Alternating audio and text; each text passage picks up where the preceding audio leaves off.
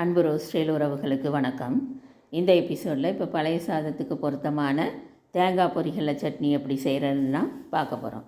இதுக்கு தேவையான பொருள் தேங்காய் துருவியோ அல்லது கட் பண்ணியோ 1 கப் அளவு, அப்புறம் ஒரு 1/4 கப்பு அல்லது அதோட கொஞ்சம் அதிகமாக எடுத்துக்கலாம் பொரிகடலை, அப்புறம் 4 to 5 காஞ்ச மிளகாய், ஒரு 3 பல் பூண்டு, ஒரு சின்ன நெல்லிக்காய் அளவுக்கு புளி, கொஞ்சம் கருவேப்பிலை, தேவைக்கு தக்கன கல்லுப்பு.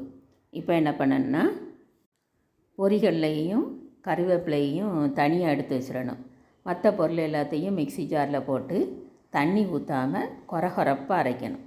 அப்புறம் கொஞ்சம் ஒரு 1/4 டம்ளர் தண்ணியை கொஞ்சம் கொஞ்சமாக அதில் ஊற்றி விட்டு விட்டு அரைக்கணும். ஒரு 2-3 நேரம் இப்படி அரைச்ச பிறகு இந்த பொரிகடலையும் கருவேப்பிலையும் அதில் போட்டு திரும்பவும் அதே மாதிரியே ஸ்பூனை வச்சு கிளறி விட்டு விட்டு விட்டு அரைக்கணும்.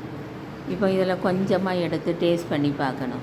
உப்பு, புளி, காரம் இது 3மே நல்லா ஈக்குவலாக ஒரு சேர நல்லா தூக்கலாக இருக்கணும். அப்போ தான் இந்த கஞ்சிக்கு நல்லாயிருக்கும்.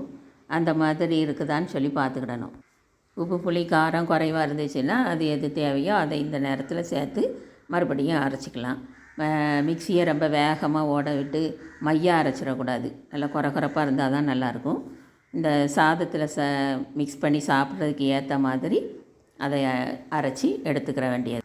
இப்போ சூப்பரான தேங்காய் பொரிகடலை சட்னி ரெடி ஆயாச்சு. ஓகே, இனிமேல் வெங்காய வடை எப்படி செய்கிறது அப்படின்னு சொல்லி அடுத்த எபிசோடில் பார்ப்போம். நன்றி, வணக்கம்.